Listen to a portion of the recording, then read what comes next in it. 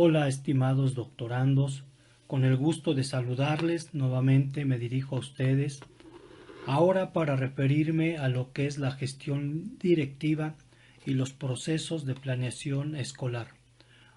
El tema es central en este curso sobre gestión directiva, pues en él abordaremos algunos de los procesos que se han definido desde la nueva gestión pública para los ámbitos de planeación institucional o escolar en las diferentes organizaciones educativas. En ese sentido, es necesario conocer cuáles son sus orígenes, cómo se está desarrollando en las escuelas mexicanas y sobre todo qué podríamos esperar de ello. Y es precisamente lo que en esta presentación les daré a conocer. Aunque los procesos de planeación en las organizaciones y en las instituciones se refieren desde 1950, ya de manera concreta, nos ubicaremos en el contexto de los años 80 en nuestro país y a nivel internacional, sobre todo porque a partir de esos años se empieza a bosquejar una nueva forma de planear en las organizaciones públicas de los diferentes países. Entonces, nosotros debemos considerar que estas formas de planear tienen aproximadamente medio siglo en las cuales se han venido afinando y sobre todo perfeccionando en los haceres de las instituciones educativas, aunque su origen está en las organizaciones públicas de los diferentes países. A partir de esos años, es decir, en la década de los 80, empieza a emerger con mucho vigor una nueva forma de entender la gestión pública y, sobre todo, empieza a replantear las diferentes teorías de la administración que antes de esta década se habían manejado. Y bueno, se le empieza a conocer sobre todo como la nueva gerencia pública o la nueva gestión pública, The New Public Management. Es muy importante porque a partir de esta década empezaron a emerger diferentes teorías que impulsaban nuevas formas de entender la gestión y tenemos, por ejemplo, ya en el ámbito de lo público, cómo algunos autores ayudaron precisamente a catapultar esta nueva forma de trabajo.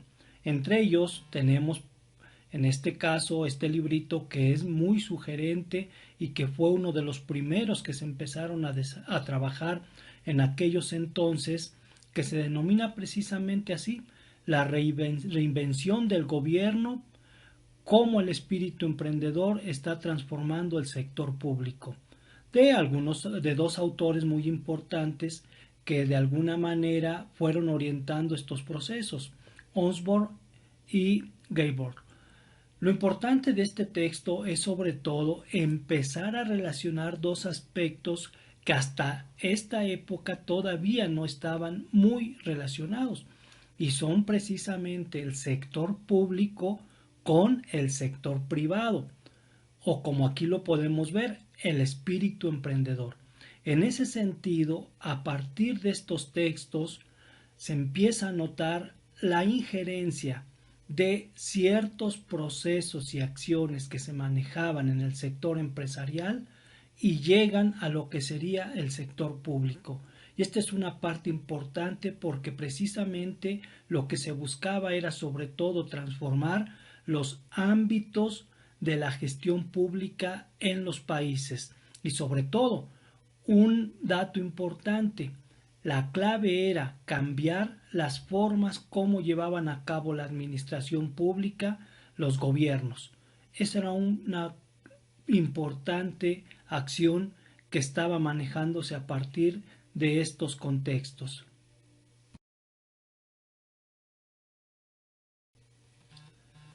Como podemos apreciar entonces, la clave en este tipo de propuestas teóricas era sobre todo que en el sector público se empezaran a usar los modelos, ideas y valores de las organizaciones al más puro estilo del sector privado, con un fin concreto, mejorar la eficiencia de los servicios del sector público, porque esa era la crítica fuerte. El sector público, sobre todo las acciones que estaba emprendiendo el gobierno en el ámbito administrativo, estaban dejando mucho que desear y precisamente se buscaba eficientar esos procesos para tener resultados mejores.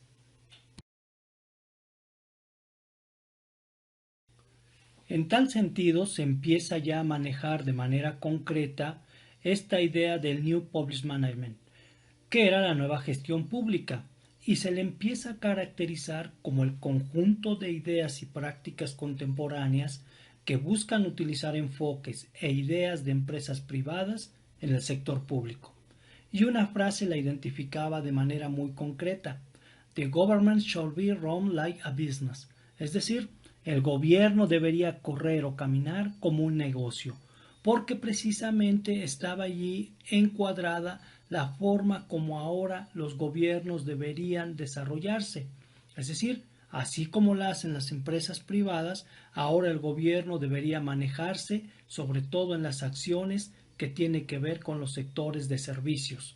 Vemos entonces cómo se empieza a entrecruzar y se empieza a romper ese distanciamiento entre lo privado y lo público.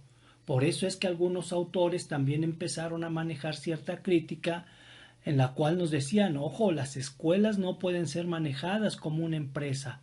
Hay servicios públicos que no pueden ser manejados en sus procesos como lo hace el sector privado.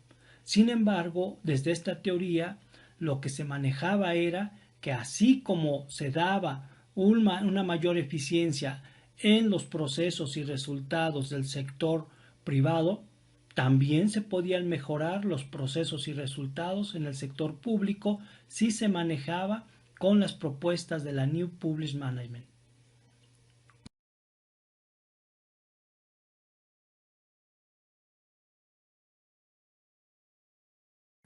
Para justificar precisamente la inoperancia e ineficiencia de las instituciones públicas o de la administración del sector público, precisamente la New Public Management o la nueva gestión pública hacía críticas muy fuertes a este sector y, por ejemplo, manejaba que la función pública, al formarse desde un ámbito jerárquico, actuaba con retardo y era muy inflexible.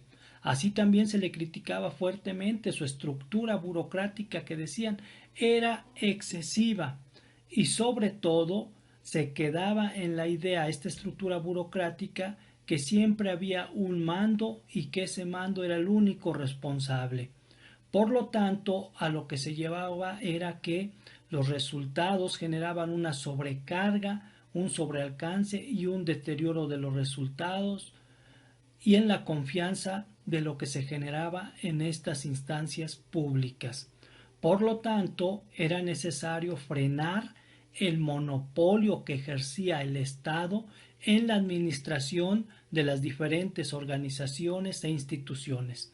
Y aquí está el dato clave: lo importante era limitar la acción que ejercía el Estado ante todas sus organizaciones, y ahora era necesario dejar también en manos de aquellos que tienen cierta responsabilidad en el sector público el que pudieran planear y desarrollar sus acciones para mejorar los resultados ante los beneficiarios o aquellos que recibían cierta atención.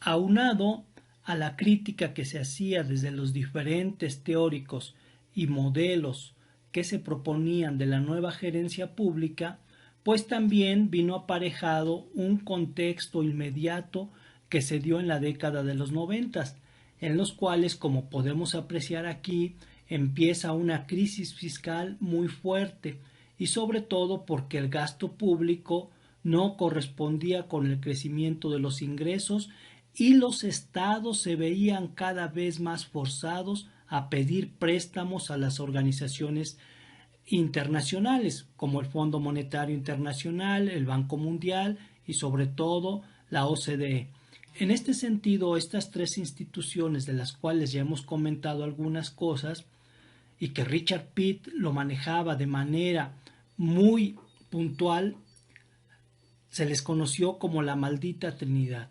Y bueno, estas instituciones como buenos bancos estaban viendo que los estados, sobre todo de las economías emergentes, cada vez se endeudaban más y pues recurrían a ellos y ellos querían mejorar sobre todo los procesos de administración para que ya no se siguieran endeudando.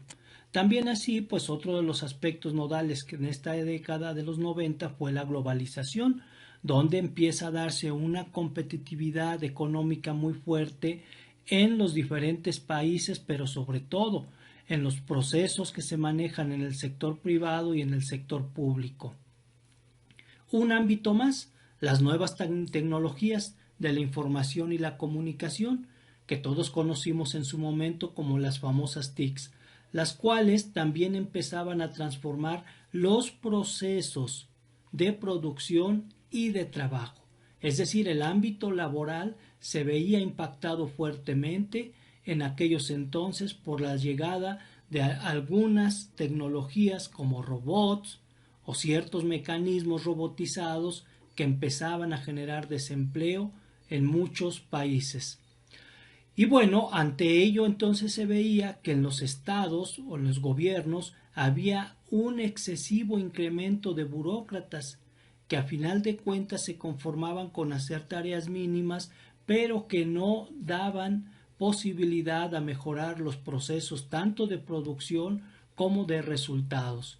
Por lo tanto, la clave estaba en lo siguiente: era necesario borrar la distinción entre lo público y lo privado, sobre todo para imponer una nueva forma de administrar, o ya en los términos que se manejaba, de gestionar los servicios públicos y privados.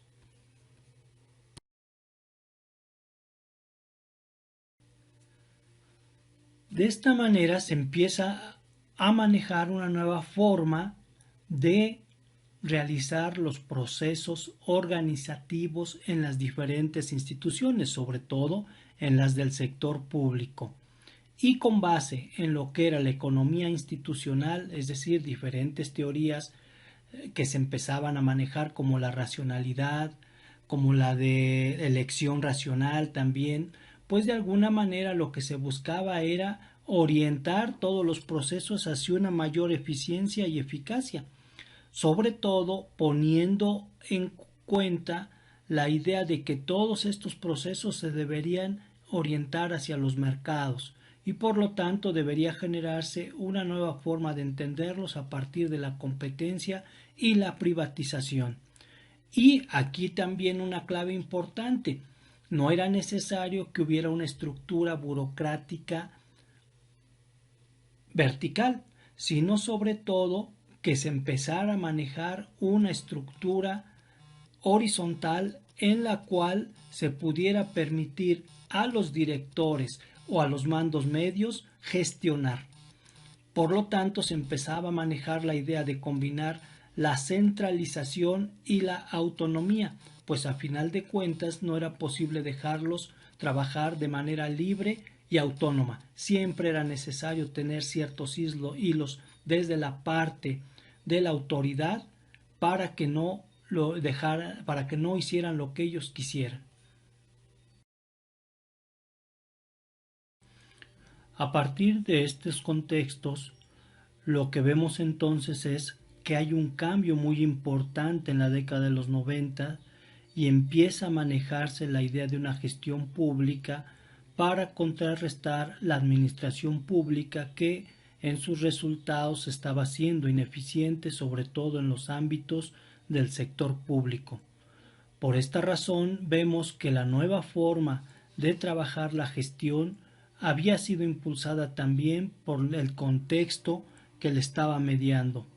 Y bueno, lo que se buscaba ya de manera muy concreta a partir de los diferentes organismos internacionales era sobre todo lograr una eficiencia y eficacia para reducir el costo de la prestación de los servicios públicos. Y en esto precisamente encaja la educación como servicio público se le veía anquilosado, burocrático y sobre todo que no estaba dando los resultados deseados. Por tal motivo era necesario que el ámbito educativo empezara a manejarse desde la nueva gestión pública.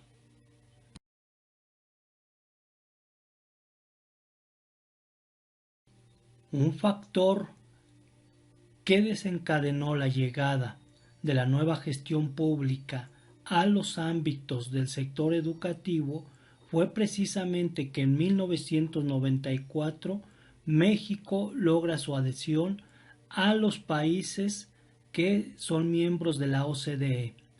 Y a partir de ello entonces México debe empezar a manejarse de acuerdo a las políticas transnacionales que le dicta dicho organismo.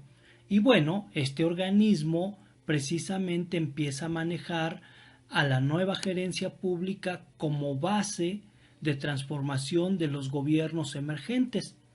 Y este documento que ustedes tienen en la presentación, que se llama La gobernanza en transición, que en su título tiene las reformas en gestión pública en los países miembros, pues bueno, nos maneja de manera muy clara algunos aspectos que de aquí en adelante México debe considerar para seguir siendo miembro importante de este organismo.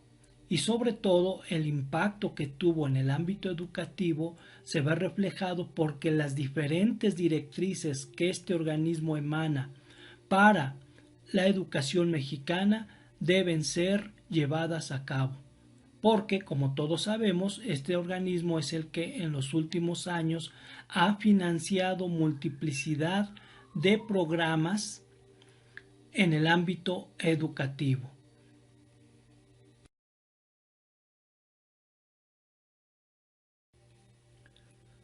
A partir de las nuevas directrices dictadas por este organismo internacional, en el ámbito educativo se empiezan a manifestar diferentes formas y quehaceres de trabajo con docentes y directivos, principalmente en la organización escolar.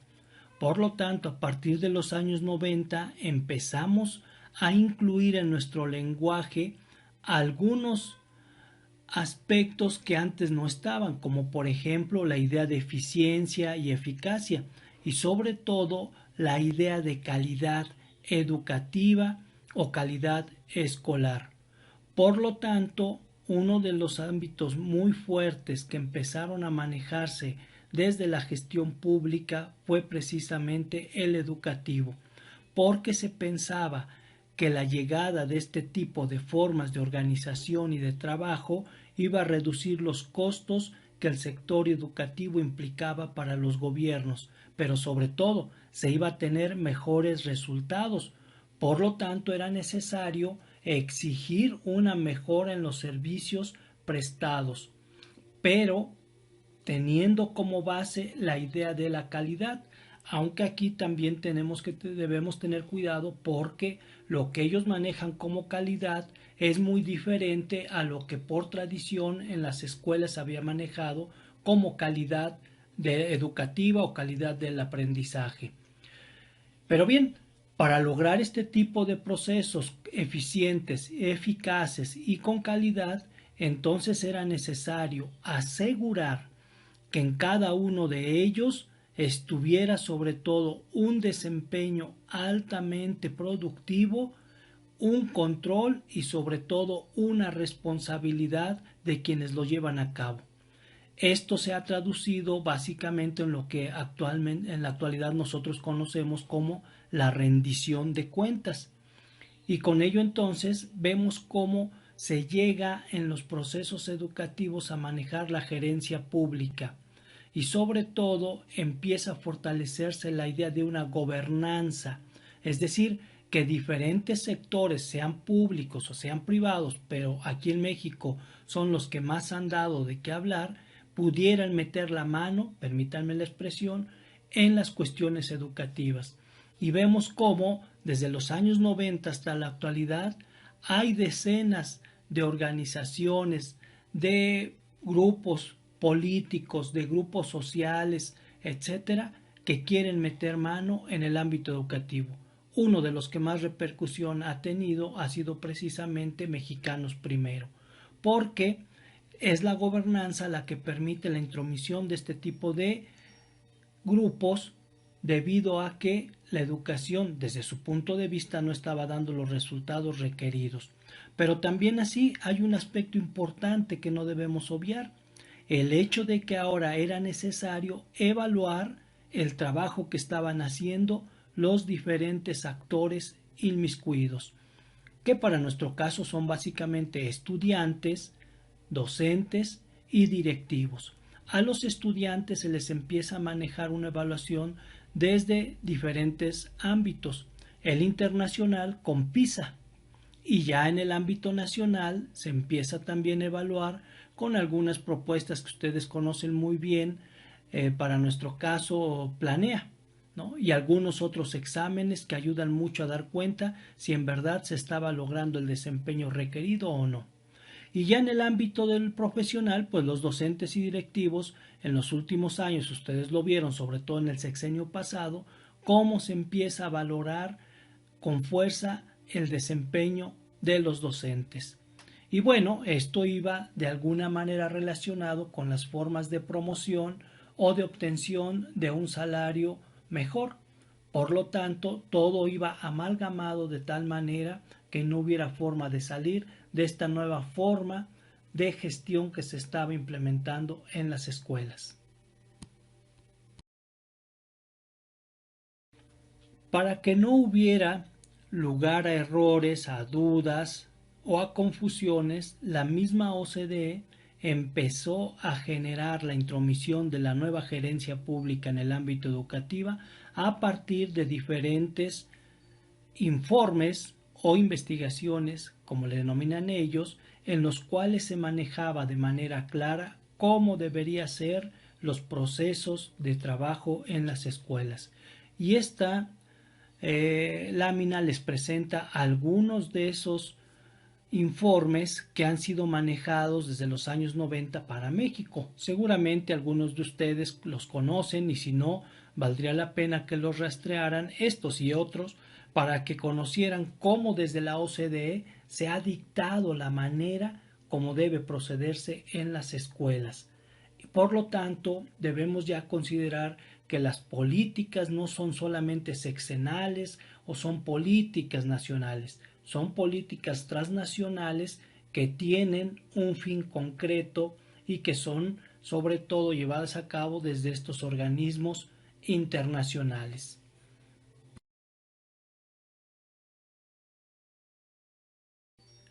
Veamos ahora entonces cómo ha sido el proceso de desarrollo de la gestión escolar en México y vamos a partir desde una transformación conceptual hacia la práctica, es decir, veremos cómo desde el ámbito conceptual la SEP en diferentes documentos que rigen el hacer de las instituciones educativas ha traído las propuestas de los organismos internacionales, pero sobre todo las ha llevado a cabo, las ha implementado con algunos procesos importantes de planeación estratégica.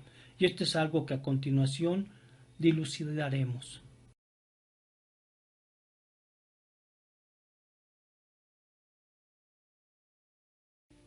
Lo primero que tenemos es que la SEP, para justificar la llegada de la gestión al ámbito de las organizaciones escolares, se basa en diferentes autores que la impulsan desde lo que es la gerencia pública o la nueva gerencia pública. Y tenemos, por ejemplo, el caso de lo que son Mintzberg y Stoner, quienes asumen, de acuerdo a la SEP, que el término de gestión es la disposición y organización de los recursos de un individuo, para el caso de nuestro, el director escolar, los docentes o el grupo, para obtener los resultados esperados. Desde ahí vemos cómo ya hay ámbitos de trabajo concreto. En un primer momento, ojo, es saber organizar recursos. Un segundo momento, esto lo tienen que hacer los actores involucrados. Para el caso de las escuelas, docentes y directivos. Y sobre todo la idea de que la necesidad primaria es obtener resultados que se hayan definido.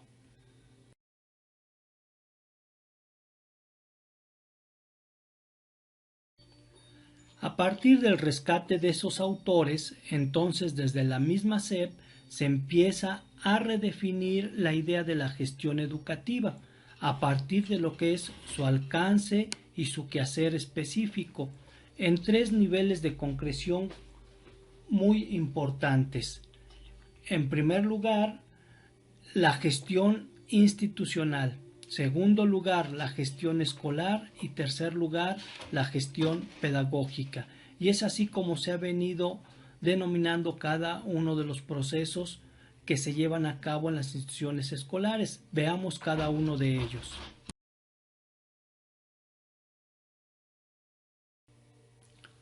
La gestión institucional se enfoca a la manera en que cada organización traduce lo establecido en las políticas educativas, es decir, la forma como se aterrizan, permítanme la expresión, las diferentes políticas emanadas del ámbito institucional de la SEP o de otras instancias del gobierno. Y esto es a lo que se denomina gestión institucional. Entre las tres mencionadas, la que más sobresale y a la que más se le ha dedicado tiempo de trabajo es precisamente a la gestión escolar, que es con la que la gran mayoría de los docentes y directivos de educación pública se manejan, sobre todo considerando a esta como una base para lograr hacer diferentes actividades que vayan vinculadas a lo que es la tarea fundamental de las escuelas: generar las condiciones, los ambientes y procesos necesarios para que los estudiantes aprendan. Y esto es precisamente lo que hemos visto que ha sucedido en los últimos 30-35 años, que los maestros ahora planeen para que mejoren los procesos. Pero hay una clave aquí importante: se empieza a diferenciar la idea de una planeación áulica, que era la que los maestros siempre han manejado, a una planeación escolar. Por lo tanto, ahora era necesario planear en un primer momento en el ámbito escolar y posteriormente planear en el ámbito de aula. Sin embargo, hemos visto que estas dos no han podido ser correspondidas, sobre todo porque por lo general en el ámbito escolar se dejan muchas cosas en un ámbito macro, pero en lo que es el aula, muchas de ellas ya no logran aterrizarse y el maestro sigue desarrollando sus procesos como siempre.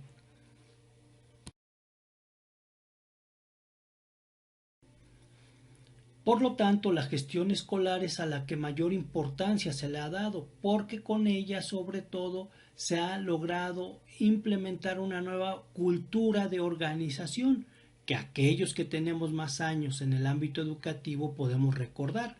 Antes era muy difícil que se suspendieran las clases una vez al mes para tener reuniones con maestros, la forma como se manejaba la administración escolar era muy diferente, sino que ahora lo importante era conformar un equipo docente para que empezara a tomar las decisiones y hacer las cosas de una manera diferente para lograr el aprendizaje de los estudiantes. En este sentido vemos cómo esta cultura ha permeado en los últimos 30 años y ha formado precisamente una forma diferente de ver y entender la educación.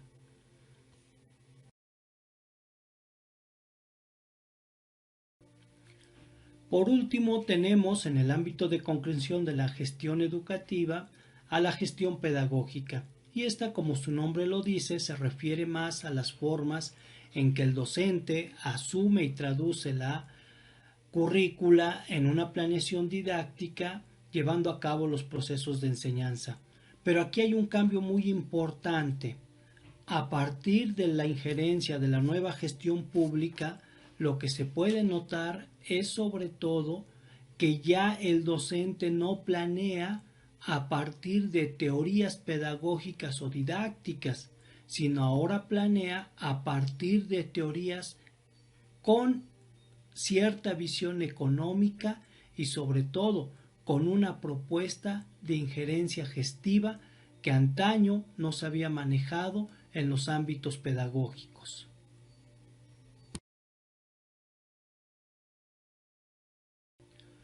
Una vez que se ha visto cómo se puede esquematizar la idea de gestión en el ámbito educativo, ahora veamos cómo se ha venido implementando esta cultura en las últimas 3 décadas y cómo ha hecho transformar el trabajo de los directivos y de los docentes.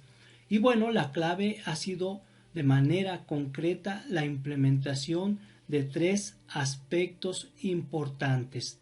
En un primer momento, dinamizar el liderazgo del director escolar. Y ustedes lo han visto, y esto lo comentaremos en otra presentación más adelante, cómo el director escolar ahora se ha tenido que asumir como líder y sobre todo que se le ha formado o se le ha venido formando en ese sentido. Ustedes seguramente se han enterado de que a sus directores, a sus supervisores, de pronto los llaman a cursos sobre liderazgo, ¿no? Ese es un primer aspecto. Un segundo aspecto, que es uno de los más importantes y nuclear, ha sido el hecho de que ahora se tiene que trabajar a partir de una planeación de tipo estratégico, el cual vamos a trabajar en un momento más. Y por último, otro de los aspectos nodales ha sido la participación colaborativa de la comunidad escolar, en la cual se empieza a manejar la idea de que los procesos de planeación y de gestión deben ser manejados de manera horizontal y a veces hasta se atreven a decir de manera autónoma, aunque sabemos que eso no es posible porque la SEP por lo general siempre maneja lo que se debe hacer y cómo se debe hacer, cómo se debe planear y para qué se debe planear. Por lo tanto, esta idea de autonomía no es posible, pero sí se busca que todos participen. Y eso es precisamente la manera como se ha venido desarrollando el trabajo de gestión en educación a partir de lo que es la nueva gerencia pública.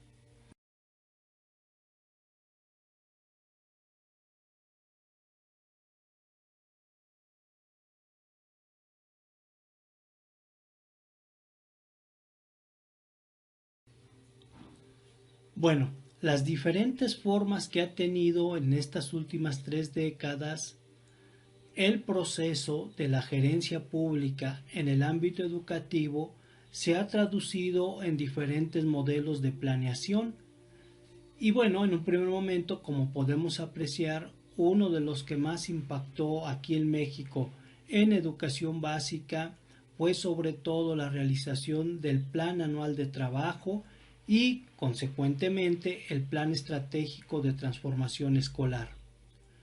Posteriormente vimos cómo esto se transformó a lo que se denominaba la Ruta de Mejora Escolar y ya de alguna manera en el último año se ha venido manejando el Programa Escolar de Mejora Continua y de manera concreta en los maestros el Plan Individual de Trabajo Docente. Con esto vemos que los diferentes procesos para lograr los objetivos educativos se han manejado en el seno de la comunidad escolar a partir de lo que es el consejo técnico.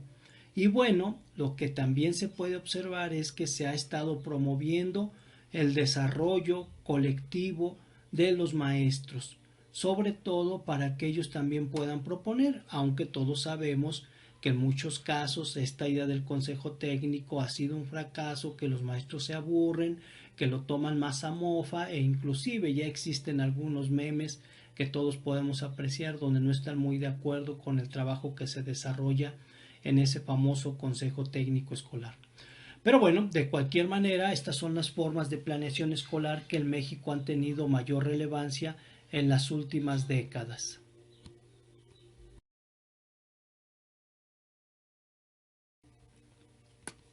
Conociendo cómo se ha desarrollado el proceso de gerencia pública en el ámbito educativo y sobre todo cómo se ha concretizado en formas de planeación, lo primero que tenemos que hacer es reflexionar en qué encierra este tipo de procesos. Y vaya, Hawkins lo maneja de manera muy concreta. Lo que encierra es hacer una buena escuela y que esto depende en gran medida de cada una de ellas. ¿Qué significa esto? Bueno, en primer lugar, que si los resultados que se arrojan en el aprendizaje de los estudiantes o en el desempeño de los maestros, no hay mayor culpa que no sea la de los mismos maestros o directivos, porque precisamente ellos no han sabido planear o no han sabido desarrollar los procesos de organización pertinentes. Por lo tanto, estos procesos de gestión encierran una culpa inherente a que si no se están logrando los resultados es porque no se ha logrado, no se sabe planear y sobre todo no se ha logrado concretizar una buena forma de trabajo. Y ahí el director como líder está fallando. Esto es precisamente lo que se encierra detrás de todos estos procesos. Y como ya en otro momento lo habíamos dicho, el problema está que entonces no se reconoce que también el contexto que media las escuelas, las cuestiones de sistema que median a las escuelas no se toman en cuenta. Eso es precisamente uno de los graves conflictos que se tiene con esta forma de gestión. Sin embargo, esta gestión escolar, precisamente, a pesar de todas estas críticas, se ha logrado colar en el ámbito educativo y bueno, se sigue en esta idea. La mejora de los logros educativos solo se van a lograr si existe una buena gestión participativa. Y para ello es necesario que se tenga que reforzar la implicación de todo el personal para el logro de los objetivos. Por lo tanto, el personal debe mostrar compromiso y responsabilidad. Si es que no hay buenos resultados en una escuela, es que no hay compromiso y responsabilidad por parte de quienes están ahí, que en este caso serían maestros y directivos. Y entonces aquí la clave estaría que ellos deban realizar una planeación de tipo estratégico, porque sólo así van a lograr los resultados necesarios. ¿Qué se entiende por esta idea de planeación estratégica? Sobre todo, se considera una de las herramientas de la gestión pública y que permite establecer con claridad los objetivos y el camino para lograrlos de tal manera que se logre al interior de las organizaciones la toma de decisiones para lograr precisamente aquello que se anhela. Y aquí tenemos de manera ya más concreta lo que es la planeación estratégica. En primer lugar, un proceso formal y sistemático que lleva a la institución educativa a definir su visión a largo plazo y las estrategias para alcanzarla, a partir de un diagnóstico interno y externo mediante el cual se identifican los factores claves de éxito para lograr la posición competitiva.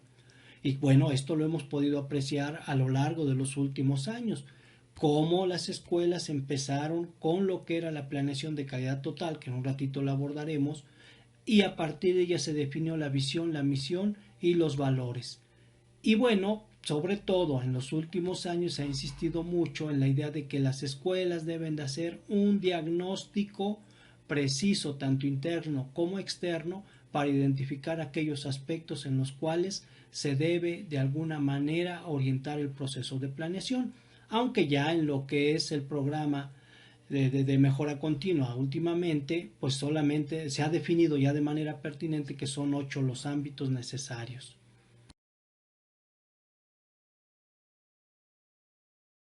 Profundizando un poquito sobre la famosa planeación estratégica en el ámbito de la gestión, tenemos que hay diferentes enfoques para lograrla.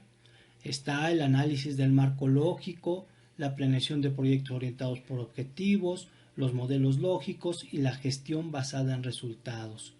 En nuestro país, la que más ha impulsado los procesos de gestión educativa ha sido precisamente el análisis de marco lógico y en los últimos años la gestión basada en resultados. Veamos cada una de ellas.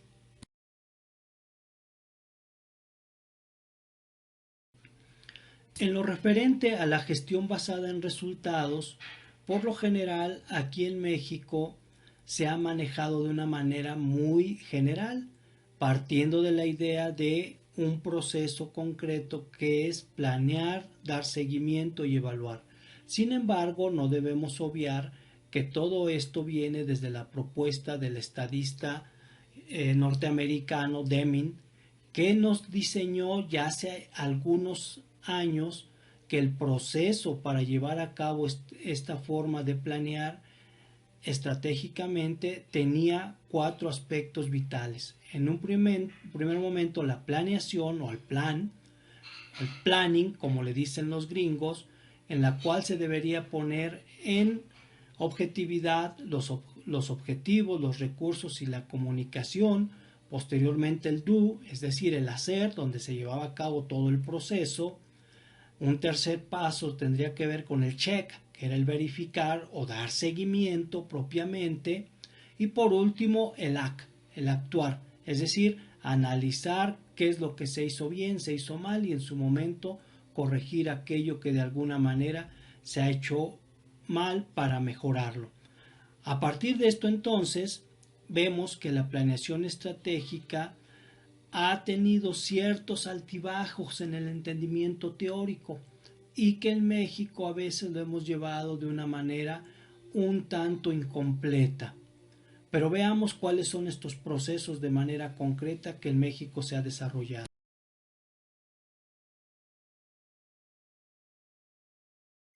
Podríamos decir que en nuestro contexto, de acuerdo a las diferentes formas como se ha desarrollado el proceso de planeación estratégica en México, ya sea con el nombre, que los 3 nombres que veíamos anteriormente, vemos que para el caso nuestro hay 2 formas de planeación estratégica que se han seguido de manera muy importante. La primera tiene que ver con una planeación basada en procesos, que a lo mejor algunos de ustedes recuerdan, espero que todos, sobre todo se empezó a manejar desde aquellos ámbitos de la famosa calidad total o gestión de calidad, donde nos hacían planear a partir de aquella interesante propuesta de espina de pescado, que a lo mejor algunos de ustedes recuerdan, y con la cual empezábamos a definir la visión, la misión y los valores, que todavía en muchas escuelas se conservan, pero que nos hacían desarrollar aquellos procesos de planeación basados en la calidad total. Y bueno, ya en los últimos años se ha dado un poco el giro y ahora planeamos ya no en procesos, planeamos en resultados. Y para ello hay una palabrita en la cual nosotros hemos estado muy metidos y que ahora se maneja mucho, que es la mejora continua, que tiene que ver muchísimo con toda la propuesta oriental de el famoso Kaizen, ¿no? La forma de desarrollo de planeación, que algunos lo consideran más una filosofía japonesa, en los cuales lo importante es eliminar los muda, es decir, aquellos procesos que no sirven o que son basura, y con ello estaremos mejorando continuamente. Pues bien, cada uno de estos procesos de planeación estratégica los tenemos relacionados con que han sobre todo hecho que en las escuelas se tenga un equipo de alto rendimiento, ya les decía, asumidos en la responsabilidad y el compromiso. Y sobre todo que deban formarse círculos de calidad, que para nuestro caso están definidos en todas las reuniones que se manejan en el Consejo Técnico Escolar, para el caso de educación básica y para el caso de educación media superior, en el famoso trabajo colegiado, que también se define cierto periodo de tiempo, las reuniones durante los semestres o el año escolar. Pero estas son precisamente las 2 formas de planeación estratégica en las cuales México se ha manejado. La última que se está desarrollando en lo que es el programa escolar de mejora continua, pues tiene que ver con una planeación basada en resultados que en un momento voy a explicar de manera más específica. Tenemos aquí precisamente algunas de las diferencias de esta forma de planeación estratégica. Por un lado, la desarrollada por procesos y la otra la desarrollada por resultados. No me voy a meter mucho a la desarrollada por procesos porque me interesa llegar sobre todo a esta desarrollada por resultados. Porque aquí lo primero que nosotros debemos hacer notar que es la que en los últimos años se ha impulsado de una manera muy fuerte, sobre todo porque los maestros parten de hacer su diagnóstico, identificar los cambios necesarios a realizar en diferentes ámbitos clave y a partir de ello ponerse a trabajar para entregar productos o resultados importantes. Por esta razón es que vemos que la clave en lo que son los procesos de mejora continua están dentro de lo que es la planeación estratégica basada en resultados. Y bueno, en este sentido tenemos que el programa escolar de mejora continua que se maneja en las escuelas de educación básica, pues precisamente contempla estas características como a continuación lo enunciaremos.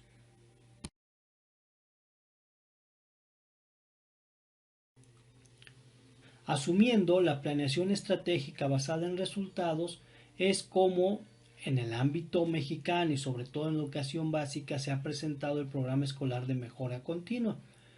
Aunque les vuelvo a repetir, esto no obvia a los otros niveles. En educación media superior tenemos el trabajo colegiado y sus formas de planeación. En normales tenemos el famoso PACTEN en la actualidad, ¿no? Que viene de toda una propuesta que se manejó anteriormente, como era el PROFEN, el PROGEN y todo este tipo de formas de planear. Y también en otros ámbitos universitarios pues tienen su propia planeación institucional y tiene que ver precisamente con estos procesos de gestión educativa o de, ya en ámbito macro, de la New Public Management y que bueno, se han venido metiendo en el ámbito educativo sobre todo a partir de lo que la SEP ha definido y aquí tenemos un concepto concreto de lo que maneja la SEP. Es una propuesta realista que se concreta a partir de un diagnóstico amplio de las condiciones de la escuela, en el cual se plantea objetivos de mejora, metas y acciones dirigidas a fortalecer los puntos fuertes y resolver las problemáticas escolares en tiempos establecidos. Y aunque de alguna manera, pues estos ámbitos no se dejan al azar, ¿no? Se han definido 8 para la educación, como por ejemplo aprovechamiento académico, asistencia a la escuela, prácticas docentes, formación docente, avance en planes y programas, participación de comunidad, desempeño de autoridad, infraestructura, etcétera. A final de cuentas, lo que se busca es que todos tengan conciencia que es una expresión de voluntades colectivas para mejorar, los resultados, pero sobre todo, como ahora se maneja en el discurso oficial, construir la nueva escuela mexicana. Y en eso es en lo que estamos metidos, sobre todo una planeación estratégica basada en resultados, que en su expresión concreta es el programa escolar de mejora continua. Pero aquí la clave es entender qué es un resultado. Veámoslo a continuación.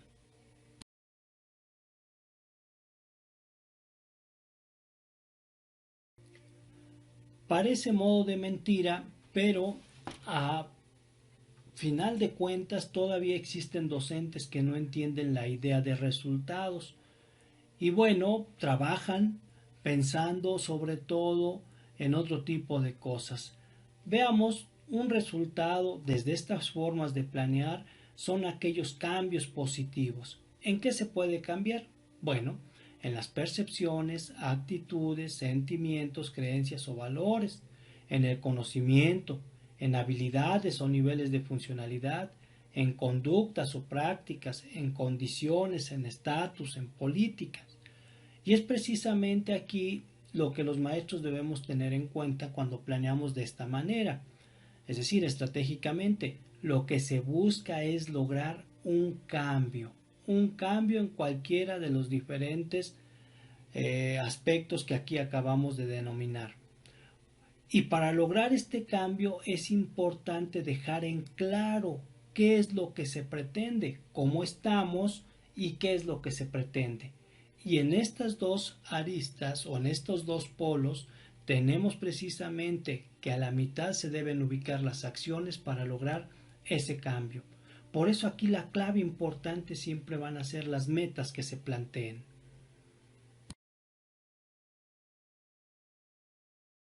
Una clave importante de estas formas de planear es precisamente definir las metas, que no es cualquier cosa definir metas. Y esto es una de las cosas que hemos visto que los maestros no logran hacer. Cómo definir una meta. Y a veces confunden meta con objetivo. Y esto es un grave problema porque si no se tiene claridad en lo que son las metas y cómo deben plantearse o enunciarse, se cae en muchos errores. Porque como bien dice la SEP, son las acciones las que harán realidad el cumplimiento de las metas. Por lo tanto, una buena planeación debe tener metas concretas y bien definidas. Solamente manejo en este caso dos características importantes de las metas. En primer lugar, el verbo. Cómo debe plantearse el verbo y sobre todo cuál debe ser el verbo importante para ejemplificar y enunciar una meta en planeación estratégica. Y en segundo lugar, toda meta debe ser cuantificable. Y este es uno de los aspectos que a veces no se considera en las diferentes planeaciones del programa escolar de mejora continua, que a veces las metas en primer lugar maneja cualquier tipo de verbo y en segundo lugar no se cuantifican. Y esto es un grave error, porque si las metas se manejan de manera cualitativa, jamás se podrá ver si se cambió o no se cambió. Por lo tanto, la meta lo que va a hacer es definir las diferentes formas de trabajo o de actuar, es decir, las acciones. Por ello es que una vez que se definió la meta, lo que sigue es definir qué acciones serán necesarias emprender y de ahí definir actividades. También es necesario diferenciar qué es una acción y qué es una actividad, algo que a veces todavía causa mucha confusión en los ámbitos de la planeación.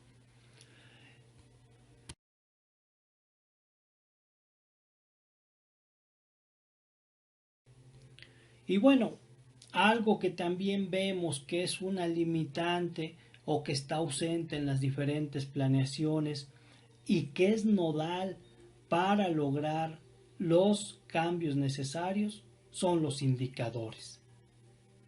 Porque estos nos señalan sobre todo si estamos teniendo éxito o no, o si estamos en camino de lograr lo que esperábamos. Sin embargo, lo que hemos visto en diferentes planeaciones en todos los niveles es que precisamente adolecen de los indicadores y los indicadores son muy importantes. Es la clave o la bisagra estratégica entre la meta y las acciones. Si no hay indicadores, jamás sabremos si se está avanzando o no se está avanzando. Y esto es un problema que tenemos en el ámbito de la planeación basada en resultados en las escuelas.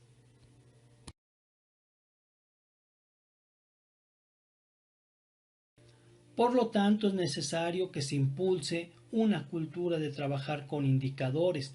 Ojo, una de las problemáticas que también hemos notado es que a veces en el ámbito de la planeación estratégica se piensa que lo importante es cumplir con las acciones que se han definido o las actividades y por lo general lo único que se hace es pensar que si el maestro que le correspondía hacer cierta acción o cierta actividad la cumplió o no la cumplió. Y con eso pensamos que se está en camino de lograr los resultados. Y eso es un grave error.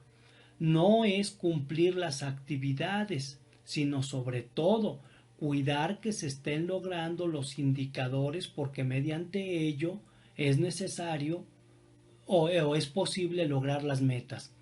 Para ser más claros, en el ámbito de la planeación basada en procesos, es decir, en aquellos entonces de los años 90 iniciando los 2000, Por lo general, siempre se cuidó que el maestro o los responsables cumplieran con las actividades asignadas, e inclusive a veces por lo general veíamos al director cuando iba a presentar su informe correr y decirle al maestro, oye, te tocaba o tenías que hacer esto, lo hiciste o no lo hiciste, ya ponía la palomita o el tachecito. Y se pensaba que así se había cumplido precisamente el objetivo o la meta. Y no, ese fue un error. Aquí lo importante es tener cuidado de que se vayan logrando los indicadores, pues los indicadores precisamente nos estarán mostrando si estamos cambiando o no. El cambio no se logra desde el punto de la meta hasta el resultado. El cambio se tiene que lograr precisamente durante todo ese recorrido para llegar a ello.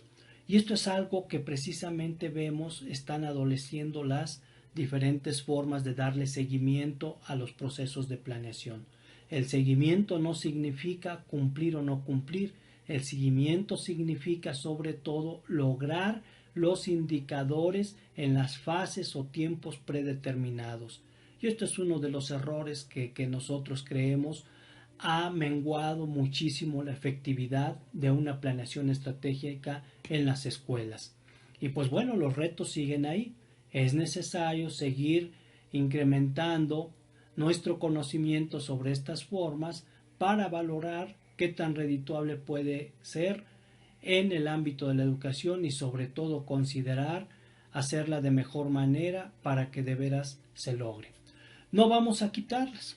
La planeación estratégica desde una óptica de la gestión escolar y sobre todo desde la perspectiva y el enfoque de la nueva gerencia pública va a ser muy difícil quitarlo en nuestro país, porque la OCDE lo ha determinado así.